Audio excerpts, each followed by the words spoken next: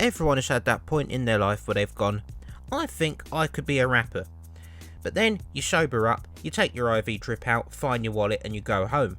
Here are 11 geezers who didn't do that. Here are 11 celebrities you didn't know had a rap song. Number 11, Rodney Dangerfield. Actually, this is pretty good. What a concept, and it's pulled off to absolute perfection. In this song, Rodney Dangerfield basically does his act. He goes on about how much bad luck he's had, and he delivers joke after joke, all the jokes rhyming with each other, while the backing singers are singing No Respect. No respect. I was an ugly kid, I never had fun. No respect. No respect. They took me to a dog show and I won. No respect. No respect. He starts off in a courtroom rapping about how he's unlucky, then he gets sentenced to prison, then he raps through prison about being unlucky before he gets executed, then he's outside the gates of heaven rapping about how he's unlucky before being denied entry.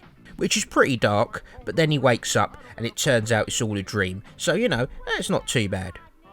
What a tune, and it fits Rodney Dangerfield perfectly. He even mentions Dr. Vinnie Boom Bats, and he adjusts his noose like he's adjusting his tie. What a geezer, absolutely incredible. Rodney Dangerfield co-wrote this with two of the writers on Curtis Blows the Brakes.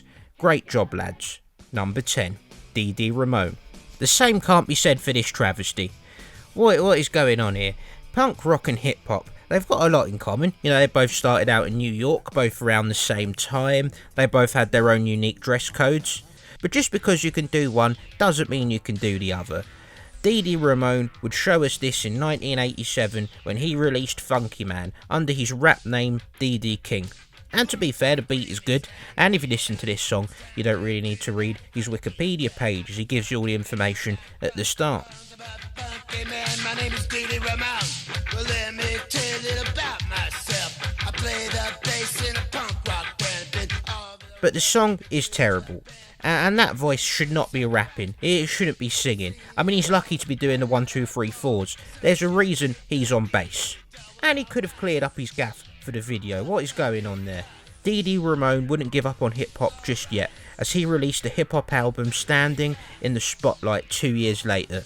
And the inventor of hip-hop, Deborah Harry, was even on the album with fellow Blondie band member Chris Stein. But even that couldn't stop this album from being bollocks. I wouldn't listen to any of D.D. King's hip-hop stuff. I mean, you know, just listen to the Ramones. That's quality. Listen to that. Number 9, Robbie Williams. Yes, I can finally talk about this. Now, I can forgive a lot of these geezers because, you know, there might have been something in the water in the late 1980s making celebrities think that they could rap. But Robbie Williams did this in 2006. What is going on? What the fuck? What the fuck is a rude box? What's he on about? And what does this line mean? Okay, then back to base heads down like you just wanted the Special Olympics. This song is as hard to understand as it is hard to listen to. And somehow it got to number 4 in the UK singles chart and was nominated for an Ivor Novello Award. How? Number 8, Randy Savage. Quite a lot of wrestlers have tried to get into hip hop. I even made a video about it.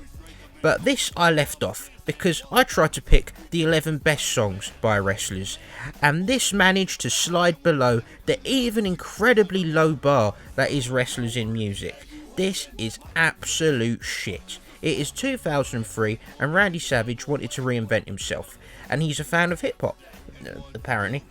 So what's the worst that can happen? Well, this happened. Probably nothing, cause you're a real big punk. You call my head up on the phone, man, use a chunk. Cause if you really got static, take it up with me. And I'll pump your butt out for the world to see. He delivers a generic album, plenty of early 2000s hip-hop tropes. There's plenty of put your hands in the air like you just don't care.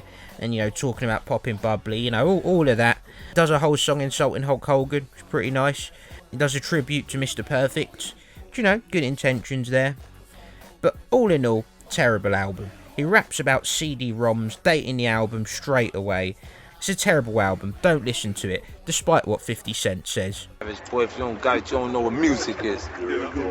Number 7, Joe Pesci. Hey, paid out my ass, treat all my bras like trash. You'll catch a blast if you move too fast. I talk with class, you don't have to ask. Getting everything by flashing cash. Despite Joe Pesci mostly being known for his acting, he's always been in and around music. He introduced members of the Four Seasons to each other, he released 3 albums mostly as a lounge singer singing jazz standards, and he starred in the Michael Jackson film Moonwalker. In 1998, Joe Pesci released an album as his character from the film My Cousin Vinny, a wisecracking lawyer who at no point rapped. At no point did he rap. So you can imagine everyone's surprise when the second song on the album turned out to be this. His character may have passed the bar, but he never spit any bars. So I don't know why his second song on the album is a hip hop song. But nonetheless, it's alright, you know, it's not awful. It could have been worse. In terms of on-screen geezers, Joe Pesci has to be right up there. He can be one of the scariest on-screen geezers that you've ever seen. So it kind of makes sense that he'd do a hip-hop song rapping from his on-screen persona, and it's not bad, you know, it's not terrible. He doesn't go cartoonish and over the top. They use a beat from the Blondie song Rapture, which of course was the first hip-hop song. It's not a bad song, and the video's pretty good as well. The video stars Naomi Campbell, and she's been in some of the music videos from the all-time greats, Michael Jackson, George Michael, Pesci. So, you know, not terrible. Not the worst song on here. Number 6, Bob Dylan. I've indulged in high knowledge to scan of encyclopedia, keeping constant research of our reports in news media. Kids starve in Ethiopia, and we are getting greedier. The rich are getting richer, and the needy's getting needier. Now, this might be the worst song on here, but you know what? On paper, this does make sense. If you've ever heard some of Bob Dylan's early tunes, like Subterranean Homesick Blues, it does kind of sound like an early version of rap. I mean, if you're going to give the Last Poets and Gil Scott the credit for influencing rap, then you should probably give Bob Dylan some credit too. So on paper, this makes sense. But sadly, this wasn't kept to just paper, it was actually recorded. Bob Dylan, who was an admirer of hip-hop, borrowed a few of Curtis Blow's backup singers for his album Empire Burlesque, so Bob Dylan returned the favour by ruining Curtis Blow's 1968 track, Street Rock. He pops up at the start of the song and at the end of the song rapping this verse, and it seems all of Bob Dylan's poetic, beautiful imagery in some of the most magical and incredible songs ever written in the 1960s and 70s, that's all gone out the window when he wrote this, as it's awful and it's lazy, it is terrible. I've indulged in high knowledge to scan of encyclopedia, and keeping constant research of our reports in news media. Number 5, Tom Hanks and Dan Aykroyd. See that, streamer? We're just in time. We have stumbled into a major crime. They got the girl all frightened. Now that's not nice. I think she is the subject of a sacrifice. In 1984, the Ghostbusters theme song became a massive hit, and the film would then go on to become a massive hit.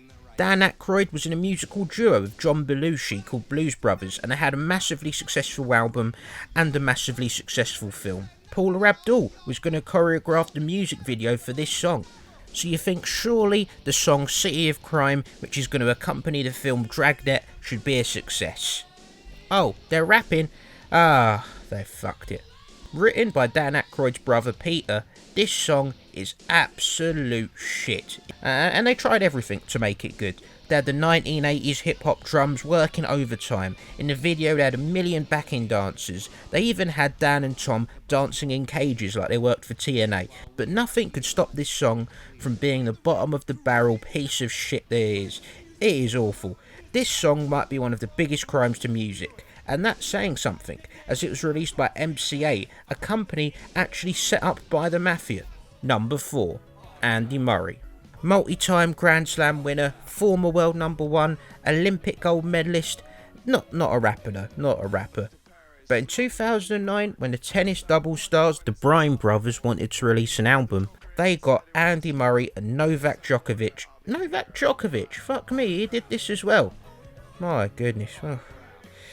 They got Andy Murray and Novak Djokovic, two of the most successful tennis players of the modern era. In Novak Djokovic's case, one of the most successful tennis players of all time, to absolutely embarrass themselves on the track Autograph.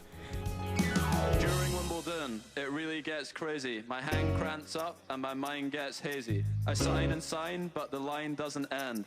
Wake me up tomorrow, let's do it again. Autograph. Just terrible. I don't know why they did this. They shouldn't have done this. And Andy Murray probably shouldn't be signing autographs anyway. You'll give yourself an injury, mate. What's going on? Number 3, the Beach Boys. Brian Wilson, one of the most genius, visionary, multi-talented artists of all time.